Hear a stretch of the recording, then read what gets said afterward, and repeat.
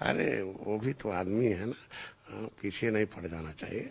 छू दिया नकाब तो इतना हो गया, कहीं और छूते तब क्या हो जाता। कोई भी आदमी अपना फेस क्यों कवर करेगा भाई? उसे अपने फेस से नफरत है क्या? She ashamed of a face? What? Why?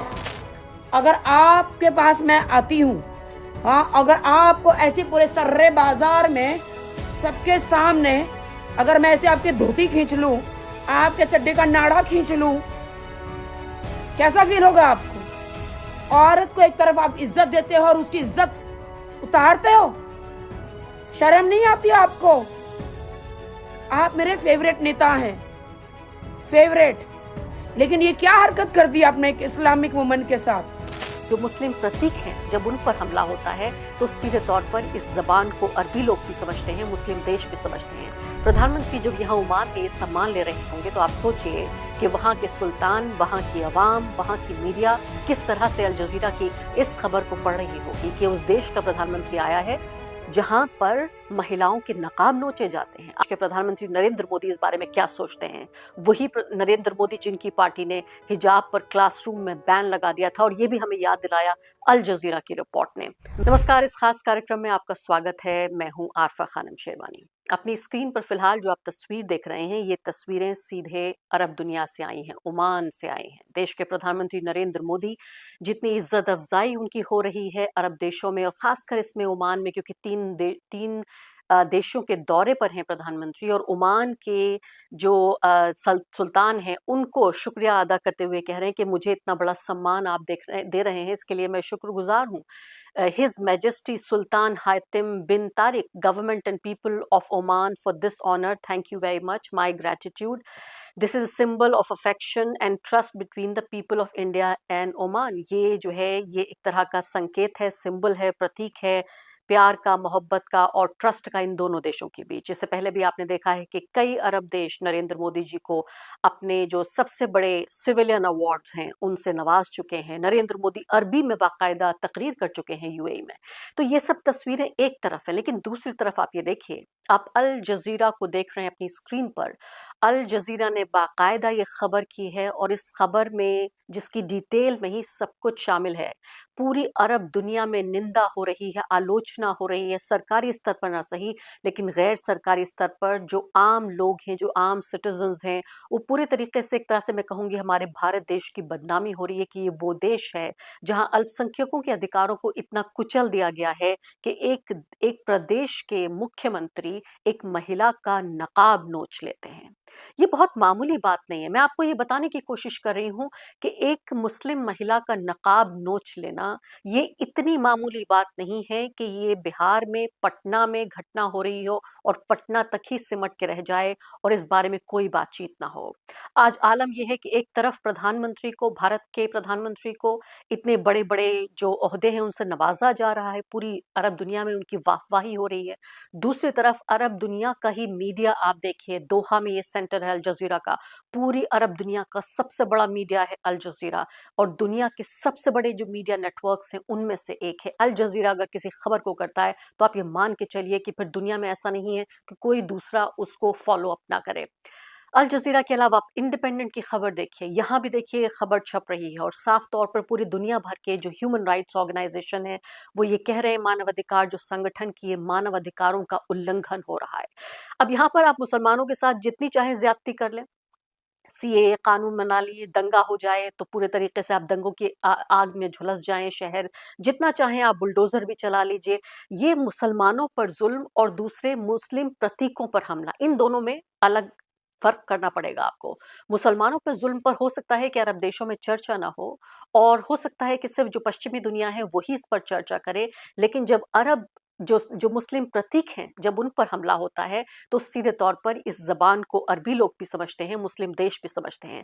प्रधानमंत्री जब यहाँ ओमान में ये सम्मान ले रहे होंगे तो आप सोचिए कि वहाँ के सुल्तान, वहाँ की अवाम, वहाँ की मीडिया किस तरह से अल जजीरा की इस खबर को पढ़ रही होगी कि उस देश का प्रधानमंत्री आया है जहां पर महिलाओं के नकाब नोचे जाते हैं। आज भारत की पहचान किसी विश्व गुरु की नहीं, ऐसे गुरु की बन रही है, एक ऐसे देश की बन रही है जहां महिलाओं के नकाब नोचे जाते हैं। अब आप ये देखिए कि इस तरफ जो मैं तस्वीर की तरफ आपको इशारा कर रही हूँ, और ऐसा नहीं है, 3 दिन से ज्यादा गुजर चुके हैं, न कोई माफी आई, न कोई आलोचना हुई सरकार की तरफ से, न नीतीश कुमार जो बिहार के मुख्यमंत्री हैं उन्होंने एक शब्द कहा, न नरेंद्र मोदी जो देश के प्रधानमंत्री हैं उन्होंने एक शब्द कहा, बल्कि गिरिराज सिंह संसद परिसर में ये कह रहे हैं, जब ये बताया गया कि ये लड़की जो ये डॉक्टर है ये अपनी सर्विस ज्वाइन नहीं करना चाहती, नौकरी नहीं करना चाहती, तो सीधे तौर पर ये कह दिया, उन्होंने कहा कि तो मैं क्या करूं, वो जहन्नुम में चली जाए, वो जहन्नुम में चली जाए। इस तरह के शब्दों का इस्तेमाल हो रहा है। दूसरी तरफ इस शब्दों का भी इस्तेमाल हुआ, मैं अपने मुंह से नहीं कहना चाहती कि सिर्फ नकाब ही तो नोचा गया, कुछ और तो नहीं किया गया। आपने ये बयान भी सुन लिया होगा। मैं आपको ये बताना चाहती हूँ कि इसी डॉक्टर से मैंने सुबह से लेकर अब तक कई घंटे अलग अलग जो सोर्सेस थे उनके जरिए इस लड़की से बातचीत करने की कोशिश की। पहले बिहार में कोशिश की, फिर पता चला कि लड़की कोलकाता चली गई है, फिर कोलकाता में किसी के जरिए बात करने की कोशिश की। लड़की इतनी डरी हुई है, इतनी सहमी हुई है, इतना अपमानित महसूस कर रही है कि अभी तक मेरा जो कांटेक्ट है, जो संपर्क है, इस डॉक्टर से स्थापित नहीं हो पाया है, जो ये कह रही है कि अब वो सरकारी नौकरी करने को तैयार नहीं है। जब मेरा संपर्क हो जाएगा, और मैं उम्मीद करती हूँ कि वो मुझसे बात करने के लिए तैयार हो जाए ये महिला डॉक्टर, ताकि मैं बता सकूं कि सिर्फ वही लोग नहीं हैं जो उसको जलील करने का, अपमानित करने का काम कर रहे हैं, वो भी करोड़ों लोग हैं देश में जो इस बात से पूरी तरीके से छलनी है। अब अरब देशों के अलावा आपको बात बताती हूँ। ये देखिए आप 1 2 3 4 ये तमाम जो एंकर महोदया हैं, ये जो स्टार एंकर्स हैं हमारे टेलीविजन चैनल पर, ये कह रही हैं कि बराबरी अगर आपको करनी है तो नकाब पहन के कैसे बराबरी होगी। दूसरी यहाँ फरमा रही है कि नीतीश कुमार तो एक फादर फिगर हैं, तो क्यों इस तरह से नीतीश कुमार के बारे में कहा जा रहा है, उन्होंने किसी बुरी इंटेंशन से नहीं किया। मैं कहती हूँ कि इन दोनों से बेहतर तो ये है राखी सावंत। आइए इनको सुन लेते हैं। दोस्तों नमस्ते, नीतीश कुमार जी नमस्ते, पैरी पड़ना, चरण स्पर्श, आपका हाथ मेरे सर पे रहे, आशीर्वाद। नीतीश कुमार जी मैं आपकी बहुत बड़ी फ़ैन हूँ, बहुत इज्जत करती हूँ, आपसे बहुत प्यार करती हूँ। आप बहुत अच्छे नेता हैं, बहुत अच्छे पिता हैं, पति हैं, लेकिन ये आपने क्या कर दिया नीतीश जी? नीतीश जी आपने ये क्या कर दिया? एक मुस्लिम औरत को आप अवार्ड दे रहे हैं, बुलाकर उसको सम्मानित कर रहे हैं, उसको इज्जत दे रहे हैं। आपको क्या थोड़ा भी नॉलेज नहीं है? 5 पैसे का भी आपको नॉलेज नहीं कि एक इस्लाम में एक औरत नकाब पहनकर जाती है, कुरान पाक में लिखा है, उसके नकाब को, उसके अबाया को कोई हाथ नहीं लगा सकता।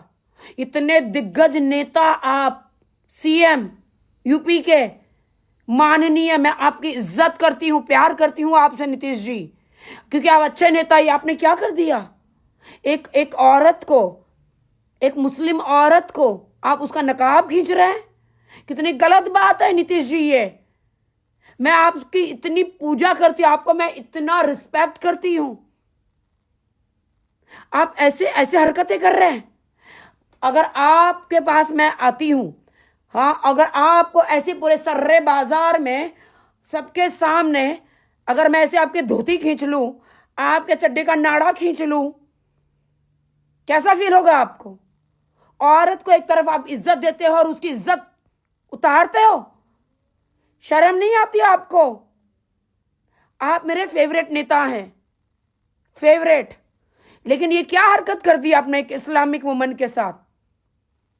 जी और जीने दो, ये गलत बात है। आपको माफी मांगनी चाहिए।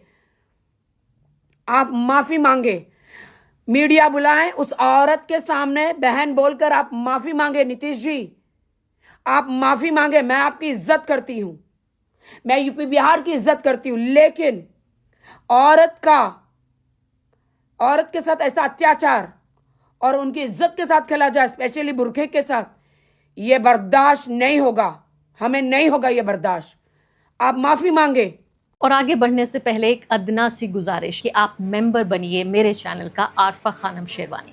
अगर आप मेंबर बनते हैं, आपके समर्थन से आप मेरा हाथ मजबूत करेंगे, इतना मजबूत कि मैं सत्ता का कॉलर पकड़ के सवाल पूछ सकूंगी और जो हमारे समुदाय में हाशिए के जो तबके हैं उनकी आवाज़ उठा सकूंगी। आप यकीन जानिए, आपका एक छोटा सा सहयोग मेरे लिए इतना बड़ा होगा जिसके लिए आप अंदाजा भी नहीं लगा सकते। कभी आपने सोचा था कि न्यूज एंकर्स और पत्रकारों से ज्यादा एक वो एक्टर जिसको बहुत ज्यादा स्तरीय एक्टर नहीं माना जाता, वो ABC रैंक की भी एक्टर नहीं है, उनको रिडिक्यूल किया जाता है जब भी वो कुछ कहती हैं, लेकिन राखी सावंत ज्यादा सेंस बनेगा उनकी बात का बजाय इसके कि इन तथाकथित जो न्यूज एंकर्स को आप दे रहे हैं। एक और बहाना लगाया जा रहा है, वो है जावेद अख्तर का बहाना, कि जावेद अख्तर ने ये डिफेंड किया है कि आपको नकाब नहीं पहनना चाहिए। जावेद अख्तर का ये बयान वायरल हो रहा है, सुन लीजिए। How covering yourself up makes you less of a strong woman? नहीं, स्ट्रॉन्ग की बात पर बैठ जाइए, मैं समझ रहा हूँ from where you are coming, मैं जवाब देता हूँ आपको। Why should be ashamed of your face? Why should you be? वो मैंने माना कि बहुत रिवीलिंग कपड़े, चाहे वो मर्द पहने चाहे औरतें पहने, दे डोंट लुक डिग्निफाइड। अगर एक बार शॉर्ट पहने, एक टी शर्ट पहने, स्लीवलेस टी शर्ट पहने ऑफिस में आए या कॉलेज में आए तो अच्छी बात नहीं है, उसे डिसेंटली ड्रेस होना चाहिए। And a woman should also be decently dress, but what makes her cover her face?